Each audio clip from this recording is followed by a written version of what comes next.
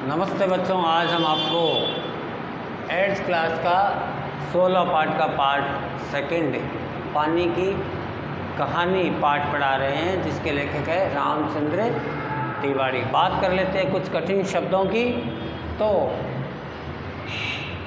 कुछ नए हैं और कुछ पुराने हैं। आश्चर्य यानी हैरानी, सरक कर यानी फिसल कर, दृष्टि का मतलब नज़र, ठहरना का मतलब रुकना, झनकार का मतलब मधुर स्वर या मधुर धुन, मालूम यानी जानना, भूमि यानी धरती, निर्दय यानी दया रहित, पुरखे का मतलब होता है बच्चों पूर्वज, परिपूर्ण यानी भरा हुआ, उज्ज्वल का मतलब होता है चमक, भयावह यानी भयानक, प्रत्यक्ष का मतलब होता है वास्तविक रूप, सौंदर्य यानी सुंदरता, चौंकाना यानी हैरान कर देने वाला, तह का मतलब होता है तल, भाया का मतलब अच्छा लगा, सहन यानी बर्दाश्त, और जकड़ यानी कैद, और सन्मति का मतलब होता है सहमति।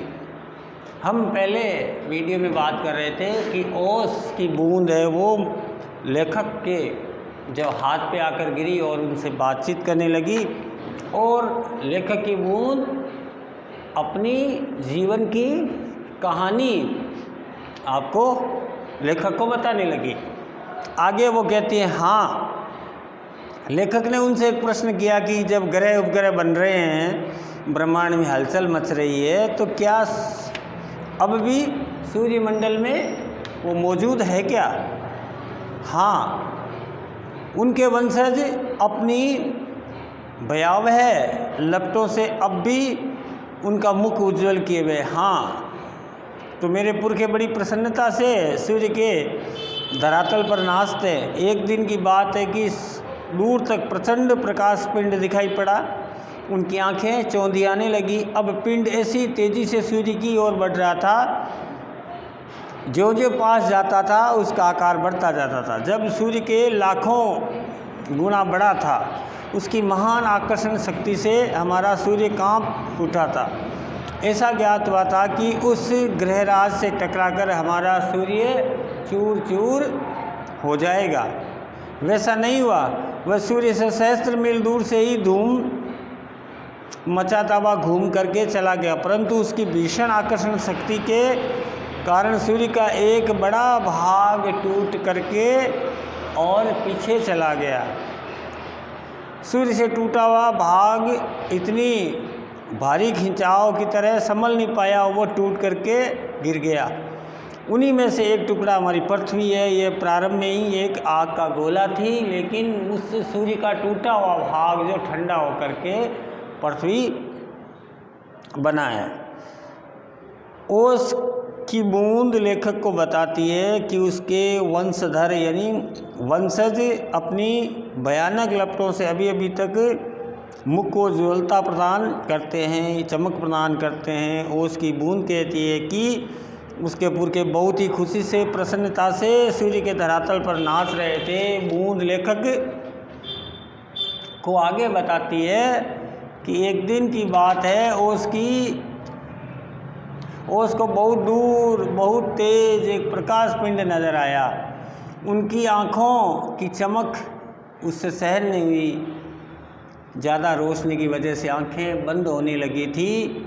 जब ओस की बूंदों ने देखा कि एक प्रकाश पिंड बहुत तेज़ी के साथ ऊपर आ रहा था और बहुत तेज़ी के साथ सूर्य की ओर बढ़ रहा था, जो जो उसके पास आता उसका आकार बढ़ता जाता, क्योंकि चीज़ें दूर होती है तो छोटी नज़र आती है और नज़दीक होती है तो बड़ी नज़र आती है। जब वो नज़दीक आता हुआ और भी बड़ा दिखाई दे रहा था, तो ये जो गोला था ना प्रकाश पिंड का, वह सूर्य से लाखों गुना बड़ा था। बूंद आगे कहती है कि ये जो उल्का पिंड की महान आकर्षण शक्ति थी, उसके कारण हमारा सूर्य कांप उठा था। ऐसा लग रहा था कि उसे ग्रहराज से टकरा करके हमारा सूर्य वो चूर चूर हो जाएगा, लेकिन ऐसा कुछ नहीं हुआ। उसने सूर्य से हजारों मील दूर से ही अपना रास्ता बदल लिया, परंतु जाते जाते उसने सूर्य की छोटी सी टक्कर मार दी, जिसके कारण सूर्य का एक टुकड़ा टूट करके धरती बन गया। परंतु ऐसा उन लपटों से तुम पानी कैसे बनी? लेखक ने उससे पूछा कि तू पानी कैसे बन गई? मुझे पता नहीं। हाँ, ये सही है कि हमारा ये ग्रह ठंडा होता चला गया और मुझे याद है कि अरबों वर्ष पहले मैं हाइड्रोजन और ऑक्सीजन के रासायनिक क्रिया के कारण उत्पन्न हुई हूँ। उन्होंने आपस में मिलकर अपना प्रत्यक्ष अस्तित्व गंवा दिया और मुझे उत्पन्न कर दिया। मैं उन दिनों भाव के रूप में पृथ्वी के चारों ओर घूमती फिर रही थी। उसके बाद न जाने क्या हुआ, जब मुझे होश आया तो मैंने अपने को ठोस बर्फ के रूप में पाया। मेरा शरीर पहले भाप के रूप में था, जब छोटा हो गया उससे पहले 17वां भाग रह गया। मैंने देखा कि चारों ओर मेरे असंख्य साथी बर्फ बने हुए हैं। जब तक दृष्टि जाती बर्फ ही बर्फ दिखाई देता। जिस समय हमारे सूर्य पृथ्वी की किरणें ऊपर पड़ती तो हम बिखर जाते और हमारे साथी ऐसे ही बड़ी उत्तेजना के साथ में, उत्सुकता के साथ में आंधी से ऊंचा उड़ उड़ कर उछलने लगे और कमर कस बैठे थे, तैयार थे कि हम आकाश में हवा के साथ में ऊंचा ऊंचा उड़े। तो बड़े आनंद का समय रहा होगा वहाँ। लेकर कहता नहीं, बूंद कहती है हाँ आनंद का। कितने दिनों तक? कई लाखों वर्षों तक। कई लाख? हाँ, सौ को नहीं। मेरे जीवन में 200 वर्ष दाल में नमक के समान ही नहीं है। मैंने ऐसे दिग्जीवी से वार्तालाप करके जान अपने को धन्य माना और ओस की बूंद के प्रति मेरी श्रद्धा झलक पड़ी। हम शांति से बैठे एक दिन हवा से खेलने की कहानियाँ सुन रहे थे कि अचानक एक ऐसा अनुभव हुआ मानो वह सरक रहे हो। सबके मुंह की हवाइयाँ उड़ने लग गई। अब क्या होगा? इतने दिन आनंद से काटने के पश्चात अब दुख सहन करने का साहस हम में नहीं था। बहुत पता लगाने पर हमें ज्ञात हुआ कि हमारे बाहर से भी हमारे नीचे वाले भाई दब करके बूंद पानी हो गए। उनका शरीर ठोस जन को छोड़ करके अब तरल पदार्थ के रूप में फिसल रहा है। मैं कई माह समुद्र के इधर उधर घूमती रही। फिर एक दिन गर्म धारा से मेरी भेंट हो गई। धारा से जलते अस्तित्व को ठंडक पहुंचाने के लिए हमने अपनी गर्मी सोखनी प्रारंभ कर दी और उसके फलस्वरूप मैं पिघल पड़ी और पानी बन करके मैं समुद्र में मिल गई। ये बात ओस लेखक को कह रही है। समुद्र का भाग बनकर मैंने जो दृश्य देखा वह वर्णनातीत है। जो मैं अभी तक समझती थी कि समुद्र में केवल मेरे भाई बंधुओं का ही राज्य है, परंतु जब मुझे ज्ञात हुआ कि समुद्र में चहल पहल वास्तव में दूसरे जीवों की भी है जो निरा नमक भरा है। पहले समुद्र का खारापन मुझे बहुत ही अच्छा नहीं लगा, भाया नहीं, जी मचलाने लगा। पर धीरे धीरे मैंने सब कुछ है वो सहन कर लिया। एक दिन मेरे जी में आया, ओस की बूंद कह रही है, एक दिन मेरे जी में आया कि मैं समुद्र के ऊपर तो घूम चुकी हूँ, भीतर चलकर भी देखना चाहती हूँ कि क्या है। इस कार्य के लिए मैंने गहरे पानी के अंदर जाना प्रारंभ कर दिया। मार्ग में मैंने विचित्र जीव देखे। मैंने अत्यंत धीरे धीरे रेंगने वाले घोंगे देखे, जालीदार मछलियाँ देखी, कई मन भारी कछुए और हाथों वाली मछलियाँ देखी। एक मछली ऐसी देखी कि मनुष्य से कई गुना बड़ी है। उसके 8 हाथ थे। वह इन हाथों से हमारे शिकार को जकड़ लेती है। मैं गहराइयों की खोज में किनारे से दूर गई तो मैंने एक ऐसी वस्तु देखी कि मैं चौंक पड़ी।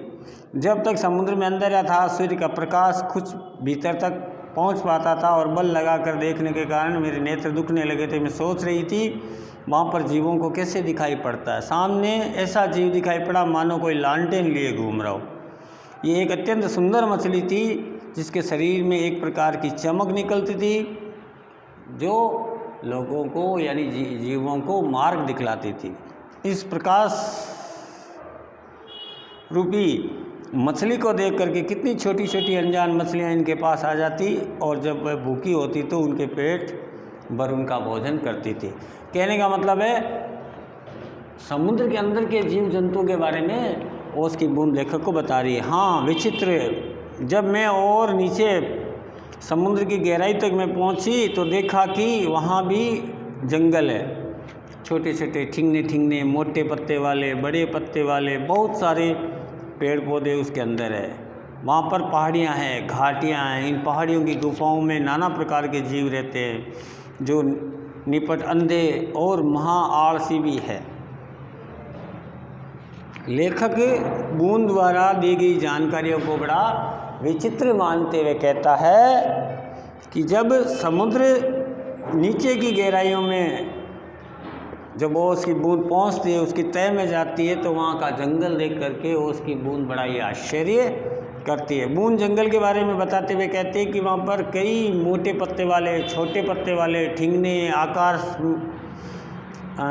में विशाल पेड़ पौधे उगे हुए हैं। समुद्र के तल में तरह तरह के पेड़ पौधे हैं, वहाँ अंदर चट्टानें भी है, पहाड़ियाँ भी है, हीरे है, जवाहरात है, घाटियाँ हैं, मैदान हैं। इन पहाड़ियों की गुफाओं में बहुत सुंदर सुंदर जीव रहते हैं, बहुत ही सुस्त जीव रहते हैं, अंधविश्वासी जीव रहते हैं। इस तरह जीव समुद्र के अंदर रहते हैं। समुद्र के अंदर झांक कर देखने से उनकी क्रियाओं का पता लगता है। उनका ऐसा ही मन हुआ कि अब ऊपर चला जाए, परंतु कोशिश करने के बाद में मालूम पड़ता कि ये काम आसान नहीं है। अब ओस की बूंद को समुद्र के ऊपरी तल पर जाना बहुत मुश्किल लग रहा था। इसके लिए रुकना पड़ना पड़ा, क्योंकि उसके ऊपर पानी की कोई 3 छोटी मोटी परतों की तह थी, जिसके कारण पार करना मुश्किल था। अब बूंद के पास एकमात्र उपाय था कि ज़मीन के अंदर जाकर के अपनी जान बचाई जाए। ये उसके लिए कोई बड़ी बात नहीं थी। ऐसा उसने पहले भी कई बार किया था। करोड़ों जलराशि उस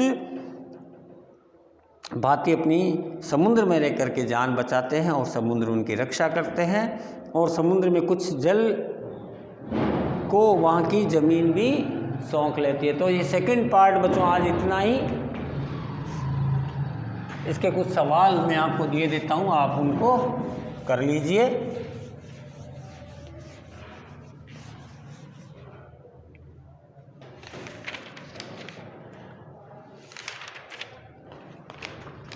हमारा आज का पहला प्रश्न लिखिए।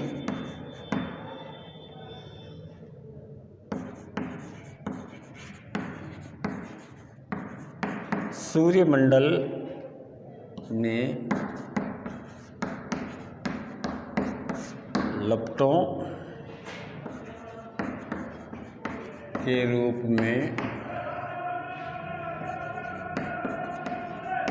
कौन विद्यमान थी? प्रश्न नंबर 2, ब्रह्मांड में उथल पुथल क्यों हो रही थी? प्रश्न नंबर 3 लिखिए।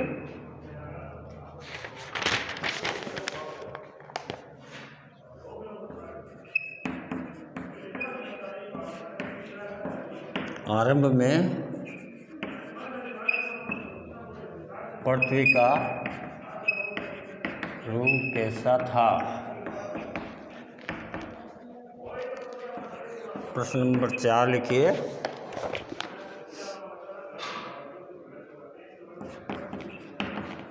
एक दिन